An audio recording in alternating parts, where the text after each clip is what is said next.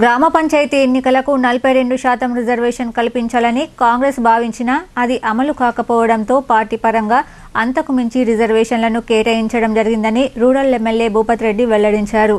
ఏకగ్రీవంగా ఎన్నుకున్న మేజర్ పంచాయతీలకు 20, సాధారణ పంచాయతీలకు 10 లక్షల చొప్పున నియోజకవర్గ అభివృద్ధి నిధుల నుంచి అందిస్తానని ఎమ్మెల్యే స్పష్టం చేశారు. నగరంలోని బైపాస్ రోడ్డులో గల రూరల్ ఎమ్మెల్యే క్యాంప్ కార్యాలయంలో జరిగిన మీడియా సమావేశంలో rural MLA doctor Bhupat Reddy మాట్లాడుతూ 42% రిజర్వేషన్ల కోసం పార్టీ అన్ని విధాలుగా ప్రయత్నం చేసినా బీజేపీ దాన్ని అమలుపరచలేదని చెప్పారు. పంచాయతీ ఎన్నికలలో రూరల్ నియోజకవర్గంలో బీసీలకు తగిన ప్రాధాన్యత కల్పించడం జరిగిందని చెప్పారు.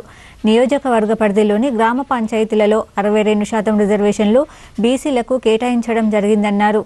6 గ్యారంటీల అమలు జరుగుతోందన్నారు. ఎన్నికలలో కాంగ్రెస్ మద్దతుదారులు 80% విజయం సాధిస్తారని చెప్పారు. డిచ్పల్లి మండలం కొత్తపేటలో ఏకగ్రీవమైన మహిళా సర్పంచ్ సభ్యురాలిని సన్మానించారు.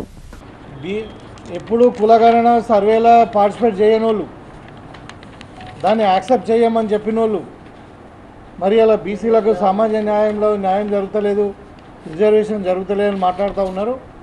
వాళ్ళు ఇలా పార్లమెంట్లో బిల్లు పెట్టాల్సింది పోయి ఇలా రోడ్డు మీద ఎక్కి బీసీలతో ఇంకా ధర్నాలు చేపిస్తూ ఉన్నారు. కాంగ్రెస్ పార్టీని దోషిగా నిలబెడతామని ఆర్ కృష్ణయ్య ఎవరో ఇంకా ఆయన మాట్లాడుతూ ఉన్నాడు. ఆయనకి ఎవరు రిజర్వేషన్ పెట్టాలనో తెలియదు, ఎవరు రిజర్వేషన్ ఇవ్వాలనుకుంటున్నారో తెలియదు.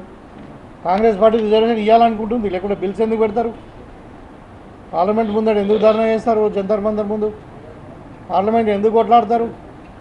మరి బీసీలో రిజర్వేషన్ ఇస్తామనంటే సపోర్ట్ చేయని వాళ్ళు గవర్నమెంట్లో ఉండి రిజర్వేషన్కి వ్యతిరేకంగా పనిచేస్తున్నటువంటి బీజేపీ టీఆర్ఎస్ వైపున ఆయన మాట్లాడుతున్నారు.